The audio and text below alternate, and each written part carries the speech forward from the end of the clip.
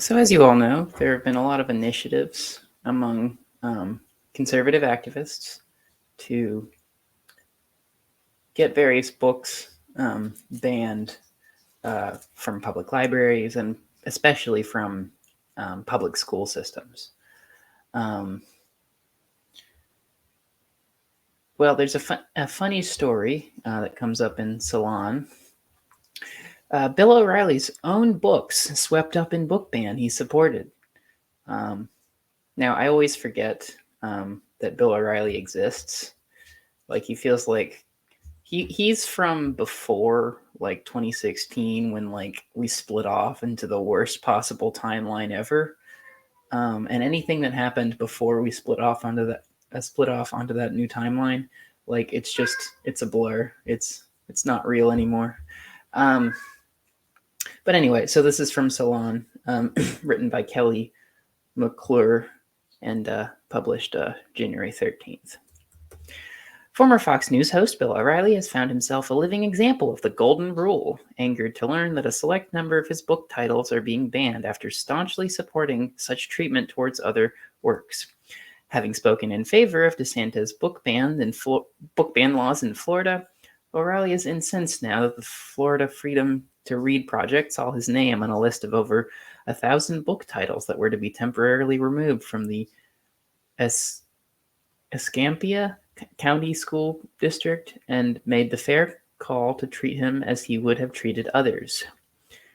In response to his books, Killing Jesus a History and Killing Reagan, the Violent Assault That Changed a Presidency, being effectively banned, O'Reilly told Newsweek on Friday, "It's absurd, preposterous," adding that he'll find out exactly who made the decision and blast them on his various outlets. "I'm going to ask them for a detailed explanation of why they did that," he said.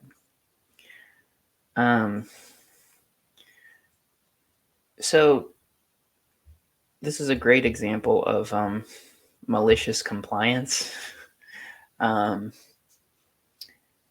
Because the anti-woke crowd, keep in mind, it's not thinking in the long term a lot of the time. It's often thinking in the short term. It's thinking about short-term gain. And, one of those ways they are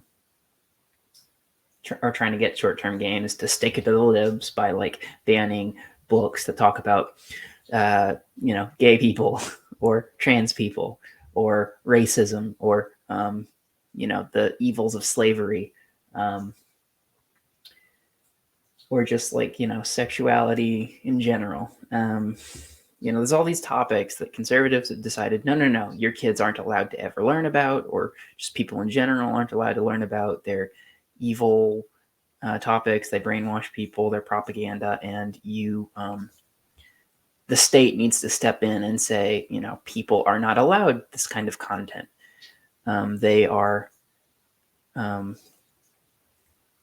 So the most ultimate form of paternalism is being perpetuated in the name of right-wing politics.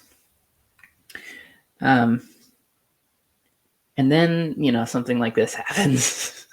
And then the shoe goes on the other foot, and they realize, oh, wait, if we start going to this whole process of, like, well, then they're not going to realize this hypocrisy, but, like, a rational person looks at this and goes, like, oh, wait, if we start banning the books we don't like, then the books we do like could also be banned by people who don't like our books.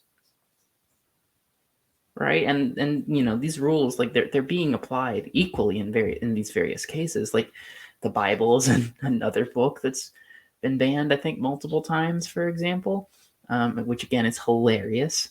And so these books that the right likes and the left likes, like, they're being banned for under these same, like, book banning laws, the same exact laws.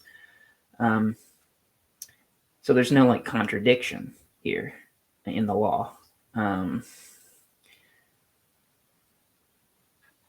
But of course, the right wing is only like, oh, well, it's okay when I do it, but it's not okay when anyone else does it. My books can never be banned. I have free speech, but you guys don't have free speech. Your books aren't allowed, because I know what's best for you. I have a slightly different opinion on the matter. My opinion is I don't know what's best for you. I don't know what's best for um, the children, which is to say, it is not my place to be telling other people or telling children what they can and cannot read.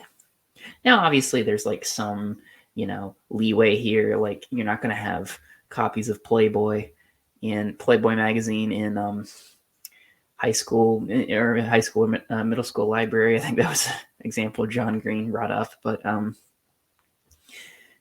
for the most part, we should just let teachers, let librarians, and again, this is also a point John Green brought up, but let teachers do their job, let librarians do their job, you know, but also give the students and give the public the access to as wide a range of material as possible, because that's the whole point about libraries, about schools, about education in general. You don't just learn about things that make you comfortable. You don't just learn about things that you want to you agree with. To be educated, you should be engaging with material that you completely disagree with, that makes you question your worldview, that might even make you uncomfortable. That's the whole point of like learning about the world around you. That's the whole point of being a person.